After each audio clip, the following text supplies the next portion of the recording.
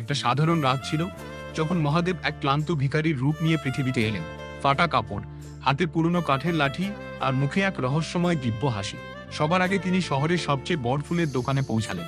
দোকানে গোলাপ, মোগরা আর গাঁদা ফুলের হাজার হাজার মালা সাজানো ছিল। মানুষ মন্দিরে দেওয়ার জন্য ফুল কিনছিল।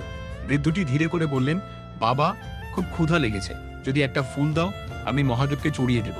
দোকানদার রেগে গিয়ে বলল, এখানে ফ্রি কিছু পাওয়া যায় না, গরিব, টাকা থাকলে ফুল নাও।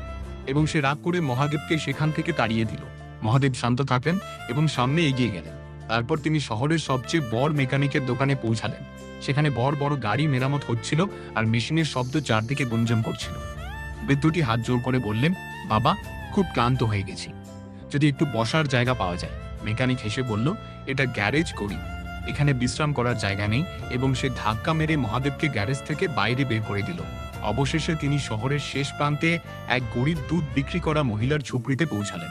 ঝুপড়িটা খুব ছোট ছিল, চুলাটাও কষ্টে জ্বলছিল। মহিলাটি সারাদিন দুধ বিক্রি করে সামান্য একটু দুধ বাঁচিয়ে রেখেছিল। বৃদ্ধটি ধীরে করে বললেন, মা, খুব পিপাসা পেয়েছে, যদি একটু দুধ পাওয়া যায়। মহিলাটি এক মুহূর্ত না ভেবে বাটিতে দুধ ঢেলে তাকে দিয়ে দিল এবং হাসি দিয়ে বলল, বাবা, আমার কাছে বেশি কিছু নেই, কিন্তু অতিথিকে খালি হাতে কিভাবে পাঠাই। এটা শুনেই মহাদেব খুব খুশি হয়ে গেলেন এবং নিজের আসল রূপে প্রকাশ পেলেন। মহাদেব সেই পুরনো ছোট ঝুপড়িটাকে এক বিশাল বড় বাড়িতে বদলে দিলেন। কিন্তু দুঃখের কথা, তবুও মহাদেবের জন্য কেউ লাইক আর সাবস্ক্রাইব করলো না।